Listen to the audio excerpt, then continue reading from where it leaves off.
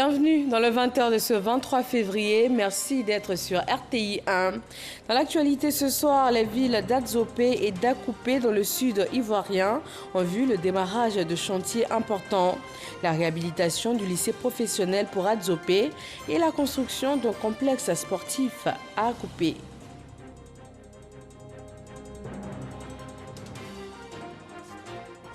Dans la filière anacarde, les coopératives s'engagent pour la transformation, un défi d'autant plus important quand on sait que la Côte d'Ivoire, premier producteur mondial avec 850 000 tonnes, ne transforme que 10% de sa production. C'est le sujet du dossier économie de ce soir. Les taxis-compteurs veulent assainir et professionnaliser leur secteur. Les acteurs et les autorités ont eu une première rencontre dans cette optique.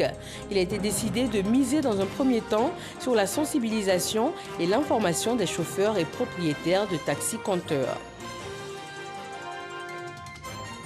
Et puis l'élection présidentielle au Niger, selon les résultats provisoires du second tour, Mohamed Bazoum, candidat du PNDS Taraya, arrive en tête avec 55,75% des voix. Son rival, Mahaman Ousmane, en seconde position, recueille 44,25%. Nous retrouverons tout à l'heure Sidonie Davila, notre envoyé spécial au Niger. Bonsoir à tous. Le lycée professionnel d'Adzopé dans le sud de la Côte d'Ivoire va être réhabilité. Le secrétaire d'État chargé de l'enseignement technique et de la formation professionnelle a lancé sur place les travaux ainsi que ceux de la construction d'un complexe sportif à Akoupé. Isaïo. Le lycée professionnel d'Adzopé sera entièrement rénové. Les travaux de réhabilitation ont été lancés par le secrétaire d'État chargé de l'enseignement technique et de la formation professionnelle. Il avait à ses côtés le ministre d'État, Patrick Achi.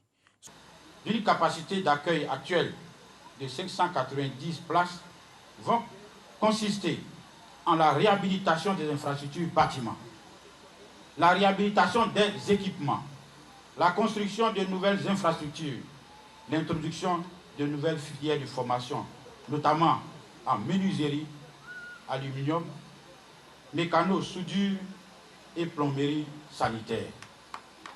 La formation du BT industriel. Ces travaux vont durer 18 mois et coûteront environ 4 milliards 800 millions de francs CFA. Pour le ministre Patrick Achi, cette action montre que l'enseignement technique et professionnel est au cœur des priorités du chef de l'État. L'objectif principal est de renforcer les fondations humaines du développement économique et social. Il s'agit d'assurer donc une éducation adéquate et des compétences à tous les Ivoiriens et aux jeunes en particulier, afin de mieux les outiller à absorber les technologies modernes et à participer et bénéficier à la croissance. Il nous faut obligatoirement renforcer les capacités en formation technique et professionnelle qualifiante et mettre le système éducatif en adéquation avec les besoins de l'économie, comme vous le disiez tout de suite vous-même. Après Adzopé, Kapemi sur Akoupé, le ministre des Sports, Dan Paulin, profite pour lancer les travaux de construction d'un complexe sportif ultra-moderne. Les projets structurants comme les Agora, nous avons besoin dans la proximité de permettre aux populations de se retrouver, de faire de la détection de talents dans les écoles. À travers l'OASU, il nous fallait des infrastructures de proximité pour accompagner le développement. Parce que dans la région, il se construit des écoles, il se construit un centre de santé, il se construit surtout des collèges de proximité. Nous avons besoin d'offrir aux populations des espaces de distraction, de loisirs, parce que nous savons tous que l'oisiveté est la mère de tous les vices. En sa qualité du président du Conseil régional de la ME, le ministre d'État, Patrick Achi, exhorte les populations à œuvrer pour des élections législatives apaisées le 6 mars prochain. Des travaux également lancés à Sinématiali dans le nord de la Côte d'Ivoire. Le top départ pour la construction du centre culturel intégré de la ville a été donné par la ministre de la Culture et de la Francophonie. L'édifice va comprendre plusieurs salles de spectacle, de formation et aussi des galeries afin de mettre en valeur les atouts culturels du Poro. À Mississauga. Un centre culturel intégré à Sinématiali dans le Poro. La pose de la première pierre qui consacre le lancement des travaux et d'équipement de cet édifice est effectuée par la ministre de la Culture et de la Francophonie, Raymond Goudou Kofi. Ce centre culturel intégré est une plateforme d'échange, de rencontres, d'apprentissage et de divertissement en vue de favoriser le brassage culturel. L'infrastructure abritera entre autres un musée, une galerie d'art, une médiathèque et une salle audiovisuelle pouvant accueillir jusqu'à 300 personnes. C'est un parcours artistique à travers un musée d'une superficie de 764 mètres carrés, de sa galerie d'art et qui peut recevoir jusqu'à 500 personnes.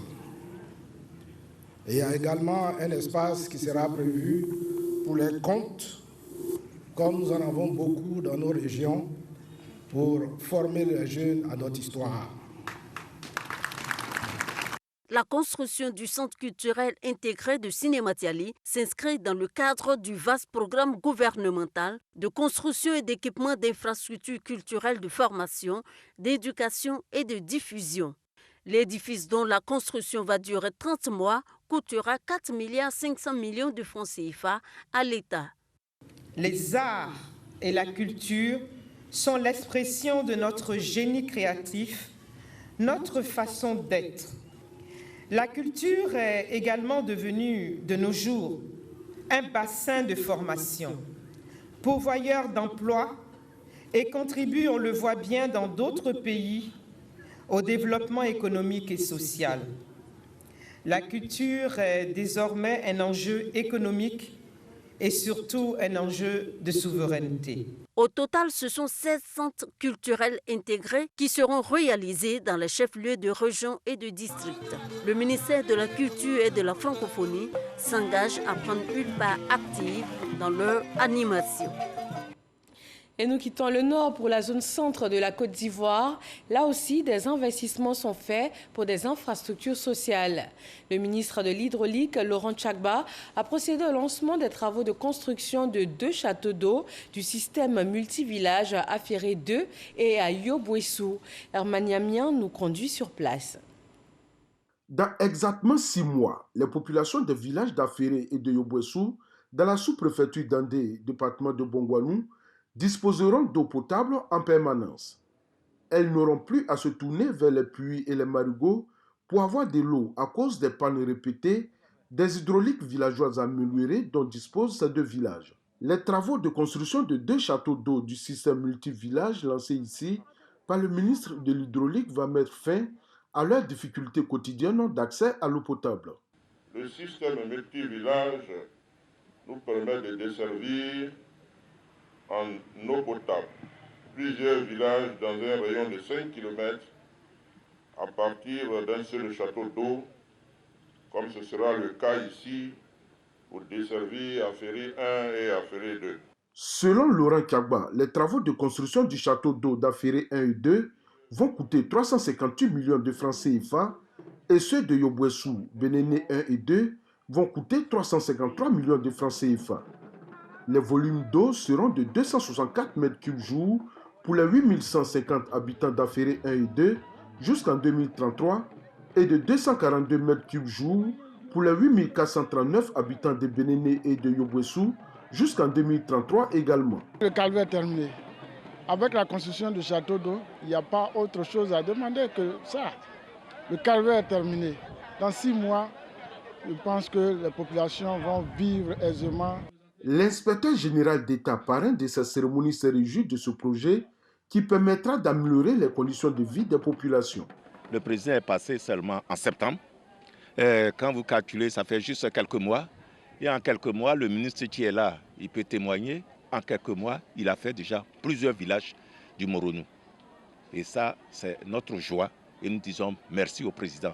Ces projets permettront d'une part d'améliorer la santé des populations et d'autre part de réduire les corvées d'eau imposées aux femmes, aux enfants et particulièrement aux filles qui pourront désormais se consacrer à leurs études.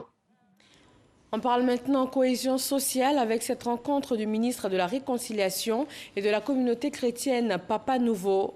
Kwadio Konon-Bertin a participé à une prière spéciale à Tukuzo Zalem, c'est dans le département de Grand Laou, et il a mis en mission les religieux pour promouvoir la paix. Dizienguessan. Tukuzo Zalam, village siège de la communauté chrétienne Papa Nouveau. Les fidèles qui ont entamé le mois de jeûne chantent et prient pendant cette procession autour du temple. Ils reçoivent un fidèle, Kwadio Konon-Bertin, le ministre de la Réconciliation. Le culte a été suivi d'une rencontre entre Kwadio Konon-Bertin et le clergé qu'il a mis en mission. C'est le comportement d'amour. Comment aimer son prochain, car l'amour supporte tout, accepte tout, excuse tout et peut tout. Et Dieu est amour. Comment mettre la parole de Dieu en pratique? Lorsque Dieu a envoyé Papa Nouveau, il a dit ceci: le Seigneur m'envoie vous livrer un message de paix d'abord. Parce que Dieu est paix. Dieu aime la paix, veut la paix et veut que ses enfants cultivent la paix. Se prononçant sur l'actualité des législatives, le ministre de la Réconciliation invite les candidats à se détourner de la violence verbale. Dans l'église Papa Nouveau, le carême, ce n'est pas de s'abstenir de manger, mais c'est surtout de s'abstenir dans ce temps de carême, de tenir des propos qui blessent, de tenir des paroles qui humilient et qui insultent. Je souhaite que ce soit des élections apaisées, que tous les acteurs aient ce que l'autre a appelé le bon ton, que tous les candidats n'aient pas des propos méchants, que place soit aux idées, dans la non-violence, que les Ivoiriens aient le droit de choisir tranquillement et librement leurs députés. L'hôte de la communauté Papa Nouveau a apporté une contribution financière pour la rénovation des fenêtres et toilettes du temple. Le ministre de la Réconciliation nationale a donc aussi appelé lors de cette rencontre les candidats aux élections législatives à tenir des discours qui consolident la paix sociale. C'est dans ce même temps que la commission électorale indépendante a remis officiellement des affiches de campagne et les spécimens des bulletins de vote aux candidats. Moussa Konaté.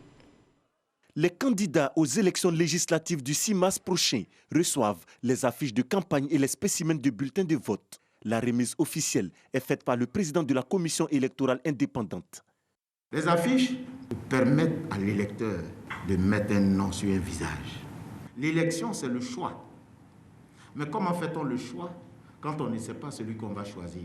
Le spécimen de bulletin, c'est pour vous donner mission d'aller vous-même sur le terrain, de vous faire instructeur des électeurs, à l'effet pour eux de faire le bon choix. Ce n'est pas forcément pour vous, mais c'est déjà à apprendre à voter. En vous choisissant, ils apprennent à voter et à voter bien. Bien avant cette remise, les candidats ont été instruits sur le mode opératoire du scrutin. Il s'agit pour l'organe chargé des élections, avec l'appui du PNUD, d'expliquer l'ensemble du processus du vote. La principale mission du projet est de contribuer à réduire la violence électorale, à renforcer les échanges entre la CEI et les parties prenantes, à soutenir la communication, la sensibilisation et à consolider les capacités du personnel électoral. Des détails précis sur l'organisation dans les lieux de vote, le rôle des représentants de candidats, la validation d'un bulletin de vote, la rédaction d'un PV et la proclamation des résultats. Il y a l'électeur, il y a l'urne, il y a le bulletin. Voilà l'arsenal de l'élection. Est-ce qu'il y a place pour la violence? Il y a violence lorsque ce qui est voulu par le peuple ne semble pas être transcrit dans le résultat. C'est un droit que la loi vous donne d'avoir non seulement des représentants, mais en plus de cela des délégués. La loi vous donne deux possibilités. Le délégué, c'est l'itinérant, c'est-à-dire votre représentant qui passe des bureaux de vote en bureau de vote, à qui il est loisible d'entrer dans un bureau de vote comme il veut, mais bien entendu en y respectant les règles de fonctionnement d'un bureau de vote. 1266 dossiers de candidature sont en lice pour la conquête des 255 sièges de l'Assemblée nationale. La campagne s'ouvre le 26 février pour s'achever le 4 mars. Chaque candidat a donc reçu 300 affiches et 1000 spécimens de bulletins de vote. Les différentes chapelles politiques s'activent alors, la société civile également. Le Club des Amis pour la paix et la réconciliation se met en mission pour une période électorale apaisée. Jean-Marc Djadji.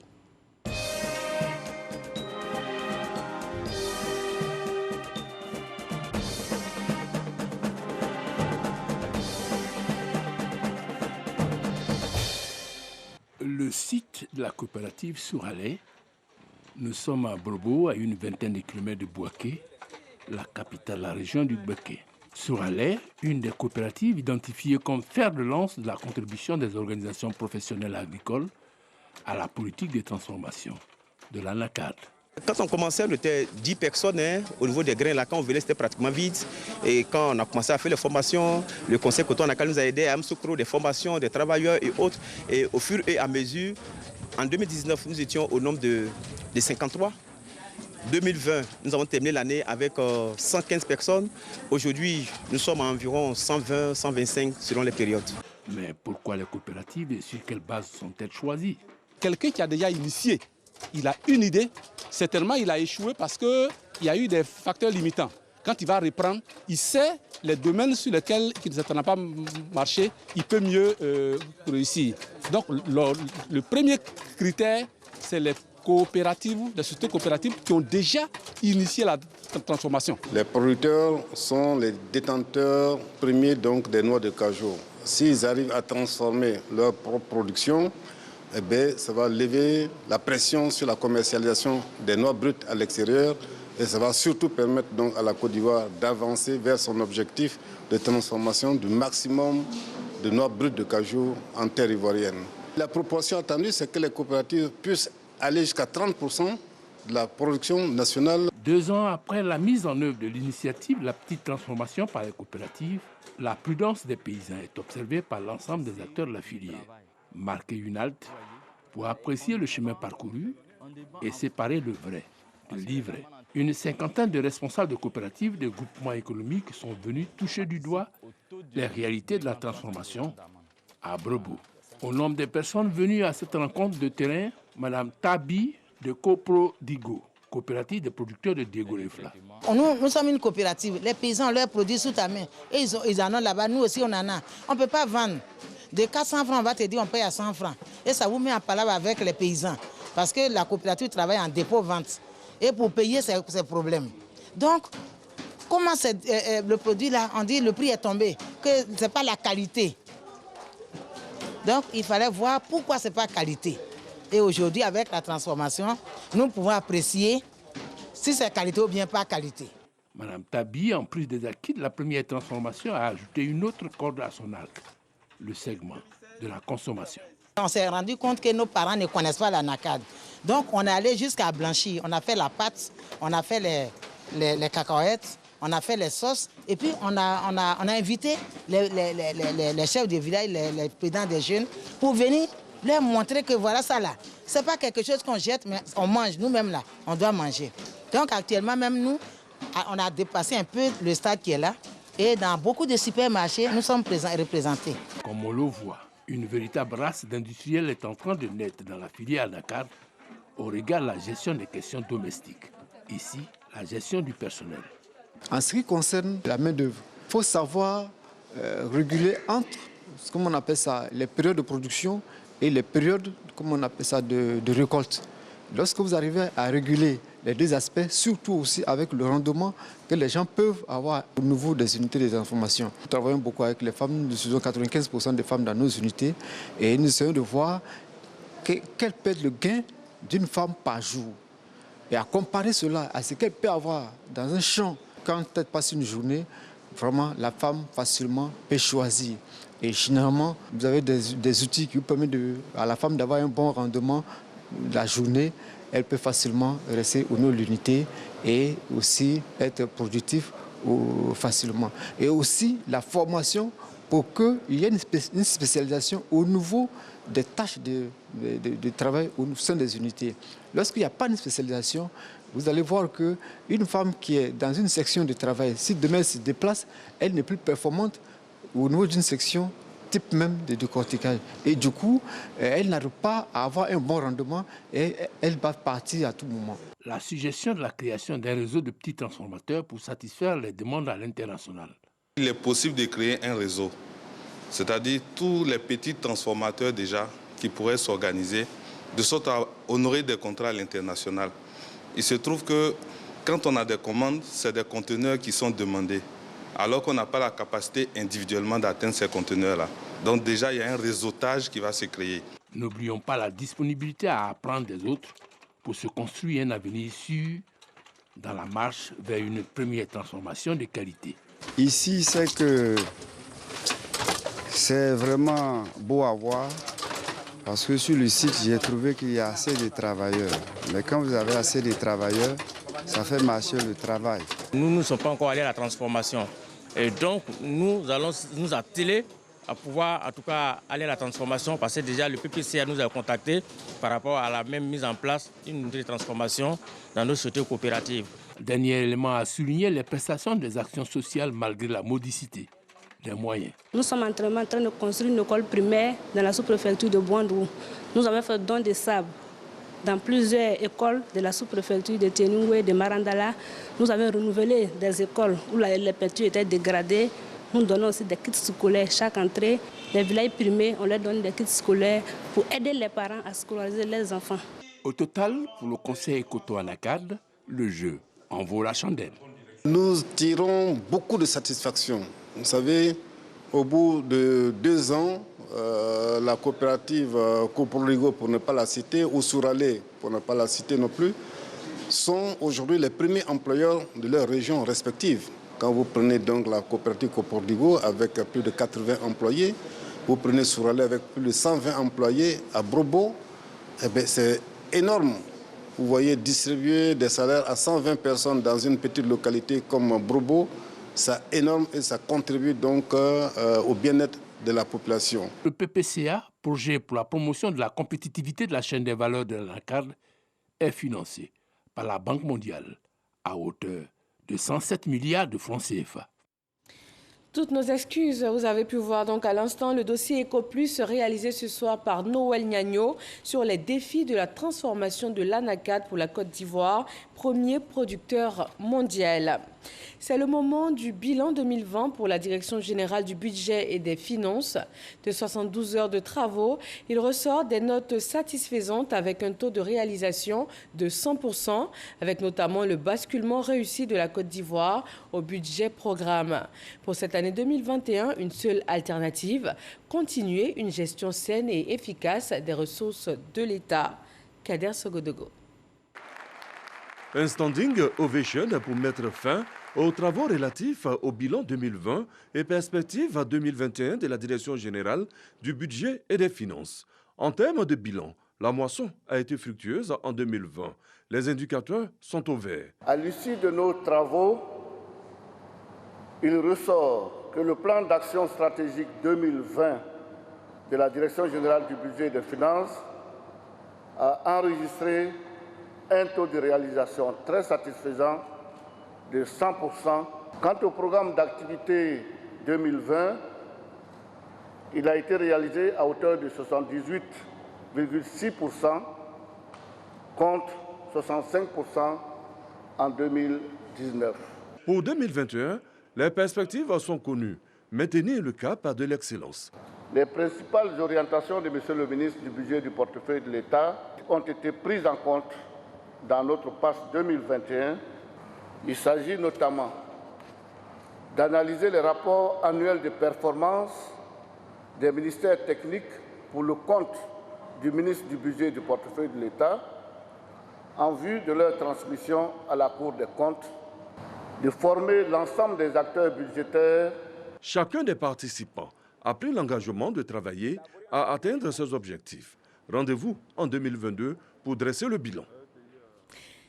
Les autorités ivoiriennes et les acteurs du secteur des taxis-compteurs travaillent à la professionnalisation du secteur des transports.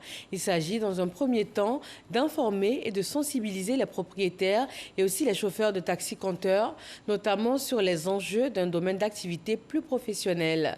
Dangui. Gare routière d'Adjamé. l'informel du secteur du transport urbain dans tous ses états. De quoi étouffer la filière des taxis-compteurs, selon Issouf. Il y a trop de délinquants dans notre travail, mais si on fait ça professionnel, c'est pas mal. C'est que moi, je trouve que c'est meilleur. Ce chauffeur de taxi-compteur place par ailleurs beaucoup d'espoir dans la professionnalisation du secteur. Bon, si patron professionnel et chauffeur aussi professionnel, chacun connaît son droit. Ça fait que le travail, ça avance bien. La question de la professionnalisation du secteur du transport urbain, notamment la filière des taxis-compteurs, a rassemblé les acteurs, le ministère des Transports et le Haut Conseil du patronat des entreprises de Côte d'Ivoire dans le cadre d'un atelier. La réforme du secteur est plutôt bien accueillie par les propriétaires du taxi-compteur. Nos dossiers même sont en cours. C'est presque prêt. Mais le problème, c'est le milieu qui n'est pas encore assaini. C'est ça qui nous pose problème. Sinon, on est d'accord pour se mettre en société. On n'a pas de problème avec ça.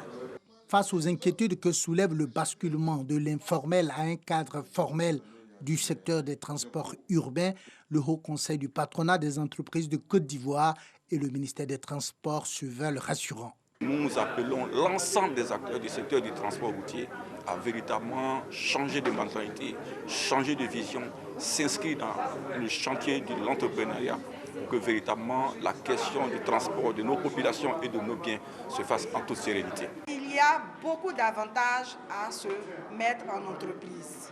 D'abord, vous êtes connu dans le pipe, dans les documents administratifs. Vous avez aussi les honorations à des moments. Vous avez la prise en compte de vos différentes difficultés. Sur plus de 23 000 taxis-compteurs en circulation à Abidjan, seulement 4 000 sont enregistrés auprès du ministère des Transports selon les autorités.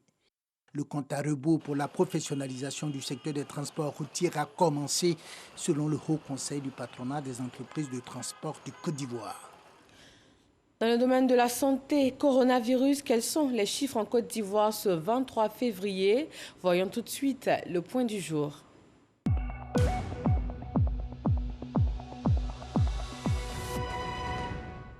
La Côte d'Ivoire compte pour ce jour 85 nouveaux cas sur 2027 échantillons prélevés, 328 personnes déclarées guéries et 0 décès. Le Sénégal, de son côté, a lancé ce mardi la campagne de vaccination anti-Covid-19. L'enjeu principal dans ce pays étant de gagner la confiance. Pour cela, une vingtaine de personnalités ont reçu les premières doses du vaccin chinois Sinopharm. Le pays a acheté 200 000 doses. Des discussions sont en cours avec la Russie pour en acquérir davantage. L'objectif étant de vacciner tous les Sénégalais de plus de 60 ans présentant des comorbidités ou des maladies chroniques, ainsi que le personnel de santé. Dans l'audiovisuel, à les chaînes de télévision, les bouquets et les programmes sont victimes de piratage et d'exploitation illégale des contenus sur Internet. L'autorité de régulation de l'audiovisuel, la ACA, suscite alors la réflexion et réunit à la même table fournisseurs d'accès Internet, revendeurs d'Internet et opérateurs audiovisuels. Tizien Guessan. Les téléfilms, matchs et autres productions audiovisuelles font l'objet d'exploitation illicite sur Internet. Un piratage qui met à mal l'industrie audiovisuelle, notamment les diffuseurs légaux comme la RTI et les opérateurs de chaînes câblées.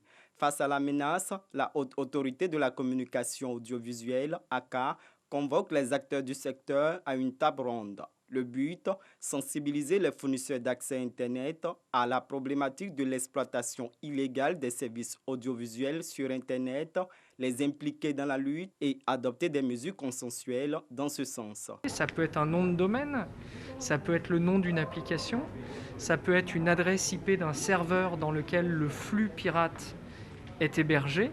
Ça, c'est adressé au FAI et le FAI, techniquement, sait identifier le flux lorsqu'il passe dans ses tuyaux pour pouvoir le couper. Toute exploitation illégale d'un contenu audiovisuel, quel que soit le moyen de diffusion, porte atteinte aux droits des créateurs, de la propriété intellectuelle et en général à l'économie nationale. Notre contribution, aussi modeste soit-elle, est attendue afin que les œuvres des créateurs, des opérateurs du secteur de la communication audiovisuelle qui s'évertue à produire des contenus de qualité pour nos populations bénéficient d'une meilleure protection. À ce jour, 3 grandes catégories de piratage sont connues. Les boîtiers Internet donnant accès à plus de 5000 chaînes de télévision, les éditeurs de sites de streaming et les applications. L'émission Bonjour plante son décor dans la ville de Mans, de véritables moments de complicité entre humoristes et spectateurs. Les autorités locales n'ont pas manqué cette occasion pour inviter la jeunesse à s'approprier les valeurs de paix et de solidarité. Parga se reconnaît. Mans, capitale de la région du Tonkoui, ville des cascades et des 18 montagnes. Il est 10 heures. La place de la paix est assainie et les caniveaux curés. Le podium de Bonjour en pleine installation. C'est que équipe de production de cette grande émission du rire de la RTI et humoristes y sont dans le cadre de Bonjour Tour 2021. Tout un honneur pour les populations. Je suis très heureuse, contente de les voir aujourd'hui ici à Mans, parce que c'est une chose que nous n'avons jamais vue ici à Mans. C'est une très bonne initiative et il est très important d'organiser de telles activités pour égayer la population. Une fois la nuit tombée, les humoristes sur le podium réussissent à arracher le sourire au public. Le DG de la RTI a dit, ici à Mans, on a cette cohésion. Regardez vous-même, regardez ce monde. C'est ça la politique de Bonjour, aller vers ces populations. Et la RTI vous aime. La RTI, parce que vous acceptez le groupe RTI dans tous ses compartiments. Vous aimez la RTI et c'est pour ça que la RTI viendra toujours vers vous. Le ministre Albert Flendé, cadre de la région et le premier magistrat de la commune, également séduit par la prestation des humoristes. Ce qu'on a vu à la télé, ce n'est pas ce qu'on voit là. Il y a même des improvisations, ils ont pris des jeunes. En tout cas, c'est vraiment, ils ont de la classe. Et nous voudrons remercier le ministre Konaté d'avoir initié une si belle cérémonie, une belle opportunité en tout cas à nos populations. Bonjour à Mans, une initiative du ministre Sidiki Konaté. C'était donc une bonne émission populaire. Et qui dit rassemblement populaire, il dit cohésion. Parce que pendant ce temps, on n'a fait que rire, on n'a fait que se regarder dans la joie. On a vu une seule population unie en train de savourer de bons moments. C'est ce que nous voulons. C'est sur cette joie du parrain, des populations et des cadres des 18 montagnes que l'équipe de production et les humoristes se sont rendus le lendemain à tout le plus. L'actualité internationale nous conduit au Niger. Les résultats du second tour de la présidentielle ont été annoncés par le président de la CENI. Selon ces chiffres provisoires, Mohamed Bazoum, candidat du PNDS Taraya, remporte ce second tour avec 55,75% des voix. Son rival, Mahaman Ousmane, en seconde position, recueille 44,25%. Des résultats déjà contestés sur place au Niger. Notre envoyé spécial, Sidonie Davila. 2 jours après la tenue du second tour de la présidentielle au Niger, la Commission électorale nationale indépendante, CENI, livre les résultats provisoires du scrutin du 21 février dernier. Les voix obtenues valides se répartissent comme suit entre les deux candidats en compétition pour ce second tour. Monsieur Mohamed Bazoum, 2 501 459 voix, soit 55,75%. Monsieur Mohamed Ousmane, 1 985 736, soit 44,25%. Le taux de participation globale est de 62,91%. La cérémonie de proclamation des résultats s'est faite en présence des autorités nigériennes et des représentants des candidats. À l'annonce des résultats, la réaction du PNDS Taraya. Je pense aujourd'hui c'est un sentiment de satisfaction et pour notre parti, pour notre coalition, qui est une des coalitions les plus larges que le Niger ait connue depuis l'ère des élections démocratiques, et parce que nous avons une majorité actuellement de 129 membres. Et nous remercions surtout le peuple nigérien qui a cru en nous, qui, malgré la dureté de la campagne, a aujourd'hui quand même porté son choix sur Al-Hajj Mohamed Bazoum. Depuis cet après-midi, l'opposition qui conteste ces résultats a décidé de le manifester par des marches. Ces résultats, qui ne sont que provisoires, seront soumis à la Cour constitutionnelle. Selon la loi, elle dispose de 28 jours pour la validation de ces résultats avant la proclamation définitive. Merci à Sidonie Davila pour ce point de la situation au Niger. Tout à l'heure, tout juste après ce journal télévisé, vous suivrez votre émission Le Débat. Thème du jour, la controverse autour du rapport PASEC. La Ciné-Fofana reçoit des enseignants, des parents d'élèves, le PASEC et le ministère de l'Éducation nationale pour échanger sur les difficultés actuelles de l'école et des solutions possibles. Ce sera en direct à partir de 20h50 sur RTI 1. Agréable fin de soirée donc avec nous. Retrouvez Marine Cognon à 23h pour un nouveau journal. Bonsoir.